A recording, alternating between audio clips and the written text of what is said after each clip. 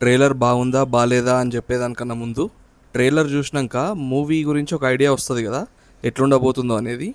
ఎట్లుండబోతుందని నేను అనుకుంటున్నా అంటే, తనకు నచ్చిన లైఫ్ లీడ్ చేస్తూ సరదాగా క్రికెట్ ఆడుతూ తనకు నచ్చిన అమ్మాయి కోసం చికిరి చికిరి అనుకుంటూ తిరుగుతున్న ఒక హీరో ట్రైలర్లో మనకు ఒక డెడ్ బాడీని చూపించిండ్రు కదా.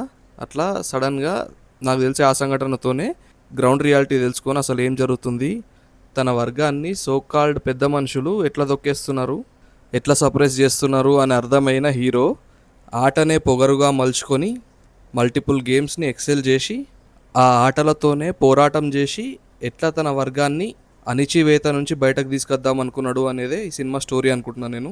ఇక ట్రైలర్ ఎట్లుందంటే, టీజర్ చూసి ఒక క్రికెట్ మీద ఉండబోతుందేమో అనుకున్న వాళ్ళకి చుక్కలు చూపించిండు, 3-4 గేమ్స్ పెట్టిండు. అట్లనే ఏదో ర్యాండమ్ లవ్ స్టోరీ, ఒక అమ్మాయిని దక్కించుకోవడానికి ఎట్లా పోరాడిండు అనేది కాకుండా ఒక మంచి కాజ్ కోసం స్పోర్ట్స్ని చూస్ చేసుకొని స్పోర్ట్స్ ద్వారా ఎట్లా పోరాడిండు అనేదే సినిమా స్టోరీ అని చెప్పి క్లియర్గా ఎస్టాబ్లిష్ కూడా చేసిండు. ఇక టీజర్లో ఎట్లయితే లాస్ట్ షాట్ ఆ క్రికెట్ షాట్తో ఎండ్ చేస్తాడో, ట్రైలర్ కట్లో కూడా ట్రాన్సిషన్ క్రికెట్ నుంచి కుస్తీ, కుస్తీ నుంచి క్రికెట్, ఆ ట్రాన్సిషన్ ఏదైతే ఉందో సూపర్ పెట్టిండు అది. ఆ ట్రాన్సిషన్తోనే నాకు అనిపించింది ఏంటంటే, స్టార్టింగ్లో నార్మల్గా క్రికెట్ అంటే ఇష్టం ఉంటుంది కాబట్టి క్రికెట్ ఆడుతుంటాడు, తర్వాత కాజ్ కోసం స్పోర్ట్ చేంజ్ చేస్తాడు, మల్టిపుల్ స్పోర్ట్స్ అంటే రన్నింగ్ కానీ కుస్తీ కానీ అటువంటివి చూస్ చేసుకొని ఫైట్ చేస్తాడు. అట్లా తనకి ఇష్టమైన స్పోర్ట్ క్రికెట్ని అండ్ లవ్ ఇంట్రెస్ట్ని వదిలేసుకుంటాడు, సాక్రిఫైస్ చేస్తాడు అని నాకు అనిపిస్తుంది. సో ట్రైలర్ అయితే సూపర్ ఉంది, కాకపోతే ఒకటి మిస్సింగ్ ఏంటంటే నవరసాలు ఉన్నట్టు లేదు, ఒక రసం మిస్ అయినట్టు అనిపించింది. కామెడీ యాంగిల్ ఏం కనబడలేదు ట్రైలర్ని అయితే. అట్లీస్ట్ ఒక దగ్గర జాన్వీ కపూర్ అండ్ చెమ్మక్ చంద్ర మధ్యలో ఒకటి నడిచింది, కానీ అది పెద్ద కామెడీ అనిపించలేదు. ఐ హోప్ సినిమాలో కామెడీ యాంగిల్ కూడా ఉంటుందని అనుకుంటున్నా. ఇక చాలా చర్చలు జరుగుతున్నాయి ఈ విషయంలో, ఏంటంటే పుష్ప 2 రికార్డ్స్ని బద్దలు కొడుతుందా పెద్ది అని చెప్పేసి. నా ఒపీనియన్ ప్రకారం అసలు ఛాన్సే లేదు. ఇది పెద్ది అనే కాదు, ఏ స్టాండ్ అలోన్ సినిమా అయినా కానీ, ఏ సింగిల్ సినిమా అయినా కానీ ఒక సీక్వెల్ మూవీకి కంపారిజనే కాదు అసలు. ఎగ్జాంపుల్స్ కూడా ఉన్నాయి కదా. ఇప్పుడు బాహుబలి 2 మూవీని ఏదైనా దాటిందా మూవీ ఇంకోటి?